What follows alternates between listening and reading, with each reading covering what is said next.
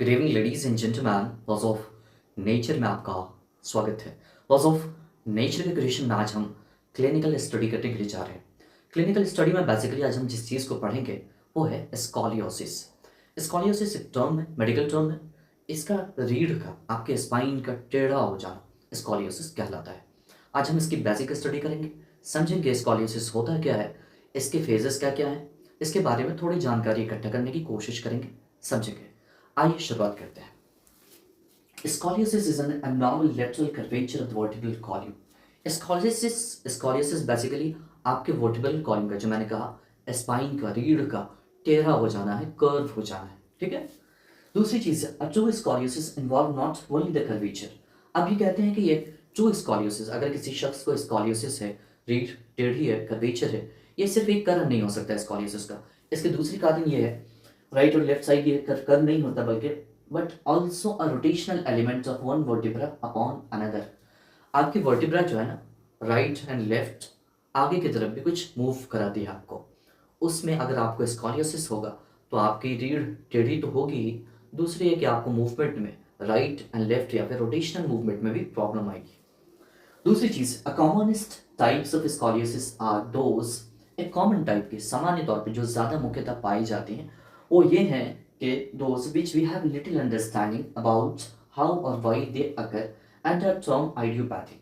ऐसे स्कॉलियोसिस जो कि जनरली सामान्य रूप से पाए जाते हैं, उसके बारे में हमें जनरल अवेयरनेस नहीं है, जानकारी नहीं है, ये किस तरह से हो सकता है और क्यों होता है, जानते हैं। These are never present at birth, ये शुरुआती तौर पर या फिर ज़्यादातर आप बर्थ के टाइम में नहीं पकड़ पाते हैं, समझ नहीं पाते हैं कि कैसे है ये स्कॉलियोसिस है शख्स को, उस बच्चे को, उस पेशेंट को। एंड टेन टू अगर इन आइदर, ये बेसिकली बहुत ज़्यादा जब बाद में आदमी जाता है, जब एज बढ़ती है, आइदर बढ़ करके तब इसके बारे में हम पता कर पाते हैं, ठीक है। इन्फेंटाइल, जब आज बच्चा थोड़ा सा बड़ा हो जाता है, जुवेनाइल फेज में यंग हो जाता है, एडोलेसेंट एज में जब पूरा यंग होने के बाद आगे बढ़ा हो, तो उस एज ग्रुप में जाकर के आपको स्कॉलियोसिस के बारे में पता लग पाता है, ठीक है। शुरुआती दौर में नहीं पता पड़ता है, कुछ कुछ चीज़ों में पड़ता भी है, दिखाते हैं। The vertebral bodies and posterior elements, ठीक है, are normal in these patients.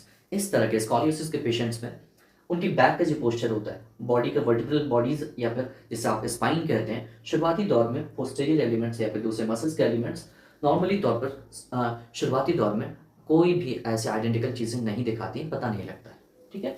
When scoliosis is present from birth, अगर मैंने पीछे पढ़ा ना कि बर्थ के टाइम में पता नहीं चलता, बहुत से पेशेंट को अगर आप पकड़ पाते हैं शुरुआती दौर में, when scoliosis present from birth, मतलब कि शुरुआती दौर में जब बच्चा पैदा होता है इस दुनिया में, उस टाइम में ही स्कॉलियोसिस का प्रेजेंट होता है, तो उसके साथ कॉन्जेनाइटल कई चीज़ें होंगी, ठीक है। जैसे आप कॉन्जेनाइटल स्कॉलियोसिस करें, it is usually associated with other developmental abnormalities. शुरुआती दौर में अगर आपके ये बॉडी में स्कॉलियोसिस प्रेजेंट है तो उस बच्चे के साथ अदर एबनॉर्मलिटीज़ और भी कई दिक्कतें पाई जाएंगी।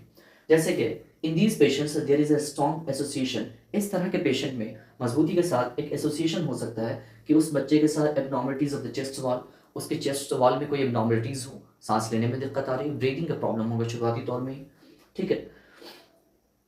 क्या है, genito urinary track and heart disease, ठीक है।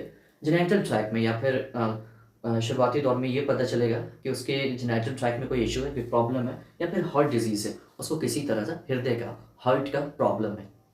ये हम 4-5 लाइन से स्कॉलियोसिस के बारे में थोड़ा जानने की कोशिश कर रहे हैं, जिससे हम शुरुआती दौर में बच्चों को तो देख सकें, समझ सकें, थोड़ा अवेयरनेस ला सकें, जान सकें। आज के लिए इतना ही। होप है कि आप इसे समझ सकें हो, अपने लिए कारगर बना सकेंगे, अवेयर हो सकेंगे।